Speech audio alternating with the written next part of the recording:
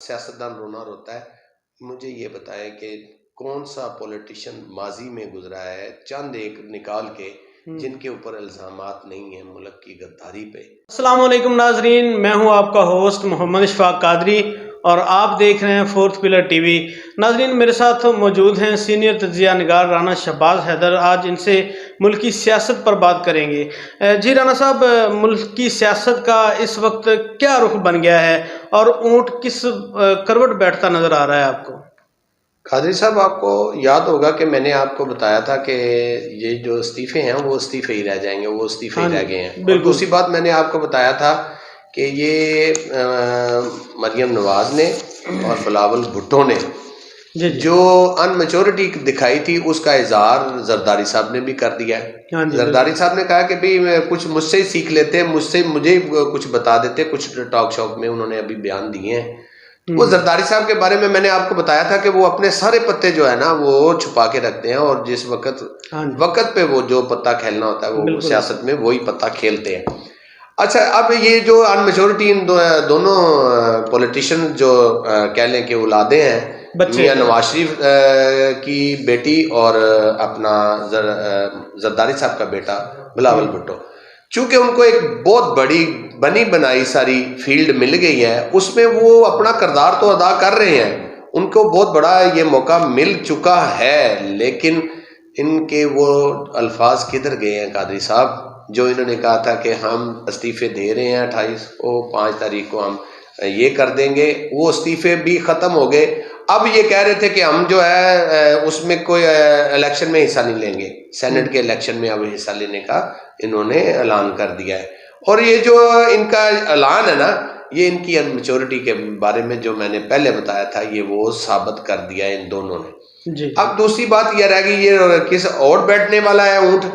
یہ اسی اوٹ بیٹھے گا جس اوٹ جو ہے وہ وزیر اعظم عمران خان کی جو چھتری ہے بڑی مضبوط ہے، اور وہ جو چھتری ہے وہ اس کے نیچے بیٹھا ہوا ہے، بڑا مضبوط بیٹھا ہوا ہے، بڑا سٹرونگ بیٹھا ہوا ہے. اور یہ سینٹ کے الیکشن میں جو پوزیشن بننے والی ہے نا، یہ اس میں اپنے آپ کو بچائیں. یہ دونوں پارٹیاں اور مولانا فضل الرحمان جو ہیں وہ اس میں اپنی پارٹیوں کو اپنی جو نمبرنگ ہے نا اس میں جو انہوں نے جو سوچ رکھا ہے وہ اس میں ان ایکسپیکٹڈ ہونے والا ہے، جو کچھ بھی ہونے والا ہے. لیکن ان کو تو اپنی پڑ گئی ہے، اور یہ اونٹ اسی اوٹ بیٹھے گا جس اوٹ حکومتی جو چھتری کے نیچے بیٹھے ہوئے ہیں وہ جو چاہیں گے ویسے ہی ہوگا. ابھی تک تو یہی نظر آ رہا ہے، کیونکہ ابھی جو سیاست کا جو معاملات ہے نا جتنے بھی، وہ میاں نواز شریف صاحب باہر ہے. زرداری صاحب کی بیماری جو ہے ان کے آڑے آئی ہوئی ہے، ورنہ عمران خان کو دونوں بہت بڑا ٹف ٹائم دیتے. اور یہ جو سینٹ کا الیکشن ہے اس میں مجھے لگتا ہے کہ پی ٹی آئی جو ہے وہ اور مضبوط ہوتی نظر آ رہی ہے، اور آنے والے وقتوں میں پی ٹی آئی کا جو پلڑا ہے وہ اور مزید بھاری ہونے والا ہے. اچھا سب بتائیے گا کہ پاکستانی سیاستدان ہر دور میں جو ہے پاکستانی فوج کا رونا روتے ہیں، کیوں یہ ایک ایسے ادارے کو جو ٹارگٹ کرتے ہیں جو کہ ہمارا پاکستانی کا مین ادارہ ہے؟ قادری صاحب، میں اس میں یہی بات کہوں گا کہ دیکھیں آپ، ایک شعبہ ہے سیاست، ایک علیحدہ شعبہ ہے، بالکل، اور پاک آرمی جو ہے وہ ایک علیحدہ شعبہ ہے. وہ ہمارا ادارہ ہے، پاکستان کا ایک مضبوط ادارہ ہے. اچھا، اس میں یہ آپ دیکھیں، ذرا غور کیجئے گا کہ یہ جو رونا روتی ہے ہر دور میں، ہر سیاستدان رونا روتا ہے. مجھے یہ بتائیں کہ کون سا پولیٹیشین ماضی میں گزرا ہے چند ایک نکال کے جن کے اوپر الزامات نہیں ہیں ملک کی غداری پہ، اور انہوں نے کسی نے کوئی ڈاکومنٹس دیے ہوتے ہیں، کسی نے کچھ کارگل پہ سودا کیا ہوتا ہے، کسی نے جو ہے وہ اپنا پانیوں پہ سودے کیے ہوتے ہیں.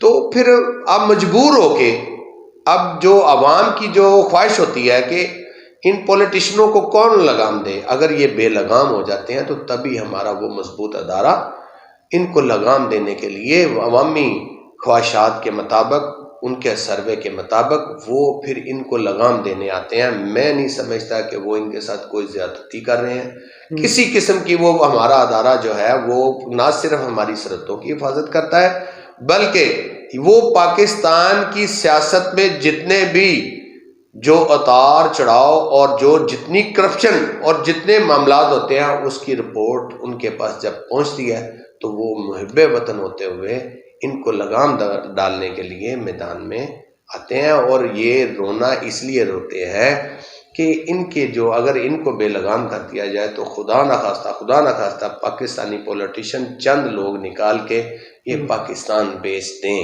اگر وہ ہمارے پاک جو اتنا بڑا مضبوط ادارہ ہے وہ ان کو اگر ان کی تھوڑا سا ڈر خوف ان پہ ختم کر کے دیکھیں قادری صاحب، یہ تو ملک بیچ دیں گے.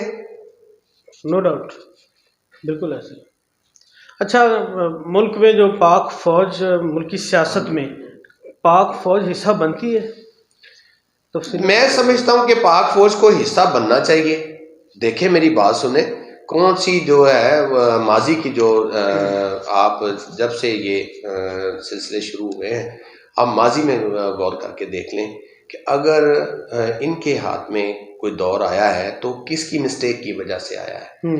پولیٹیشین نے اپنی غلطیاں اتنی بڑھا لی ہوتی ہیں کہ پھر وہ کنٹرول میں نہیں رہتی، اور جب وہ اتنی غلطیاں بڑھا لیتے ہیں تو پھر کوئی نہ کوئی ادارہ تو پاکستان میں ہونا چاہیے نا جو ان کو لگام ڈالے. ابھی آپ دیکھیں، غور کریں، یہ جو ابھی جتنے بھی پولیٹیشین ہیں ان کے گھروں کو آپ ٹٹول کے دیکھ لیجئے، کسی نے بھی اپنا خریدا ہوا گھر نہیں ہوگا. قبضہ مافیا سب سے بڑا ہمارا پاکستان میں ہمارا پولیٹیشین ہے. اور ٹھیک ہے وہ سیاست میں اچھا کام بھی کرتے ہیں، ترقیاتی کام کرتے ہیں. ترقیاتی کام میں آپ مجھے یہ بتائیں کہ جتنے بھی پولیٹیشین ہیں ان پہ کرپشن کے الزام کیوں لگتے ہیں؟ بھی ٹھیکیداری سسٹم جو ہے وہ ان کے ساتھ مل کے پاکستان کو لوٹ رہے ہوتے ہیں. اور دوسری بات، آٹا چینی چور جو ہے وہ دیکھیں ہر دور میں رہے ہیں، ہر دور میں یہ مافیا اپنے طور پہ کام کرتا ہے، اور اس میں پبلک نہیں ہے، عوام نہیں ہے بیچاری. عوام تو اپنے گھر بیٹھی ہوئی بیچاری، وہ تو ان کے ظلم و ستم سہ رہی ہے.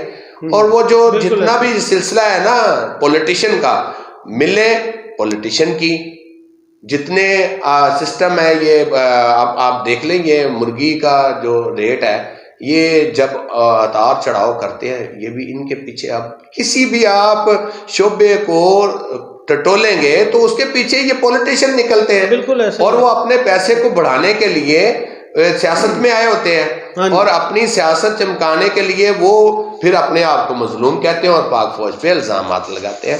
ہماری پاک فوج جو ہے وہ محب وطن ہے، اور اس نے ہمیشہ ملک کی خاطر بہت سارے ایسے کام کیے ہیں جو ملک میں. دیکھیں میری بات سنیں، یہ پولیٹیشین ہی ہیں جو اپنے سیاست کو چمکانے کے لیے بدماش رکھتے ہیں، گنڈے رکھتے ہیں، اور ان سے پھر اپنے مقاصد حاصل کرنے کے لیے ان کو استعمال کرتے ہیں. وہ پھر دہشت گرد بن جاتے ہیں، وہ ملک کے لیے بہت ایک ناسور بن چکے ہوتے ہیں. ان کو ختم کرنے کے لیے پھر ہماری پاک فوج ہی تو پاکستان کے اندرونی معاملات بھی درست کرے، اور جو اس کے جو اپنا سرحدوں کے معاملات ہیں وہاں وہ شہادتیں دیں، اور پاکستان کے اندرونی معاملات میں بھی وہی شہادتیں دیں.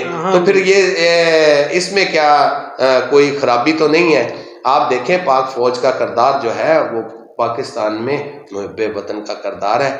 پولیٹیشین یہ دیکھیں ابھی جو نئی صورتحال پیدا ہو گئی ہے کہ غلطیاں تو کرے عمران خان اور ساری کی ساری ڈال دی جائے پولیٹیشین اپنی جی ہماری سنیں ہماری، تو ایک بڑے بھائی کے طور پہ یہ ادارہ کام کرتا ہے، اور یہ پھر بھی اپنی اپوزیشن کہتی ہے جی ہم سے آپ کر ہی نہیں سکتے مذاکرات. تو پھر بھائی کس سے کرنے ہیں؟ کس کو بلوا رہے ہیں آپ؟ اپوزیشن کس کو بلوا رہی ہے؟ یہ ان کو ہی بلوا رہی ہے جو پاکستان کے محب وطن ہے. جی وہ ہم سے ڈائلاگ کریں. اب یہ ان کے جو عمران خان کی غلطیاں ہیں وہ ہماری پاک فوج کے کھاتے میں نہیں جا سکتی.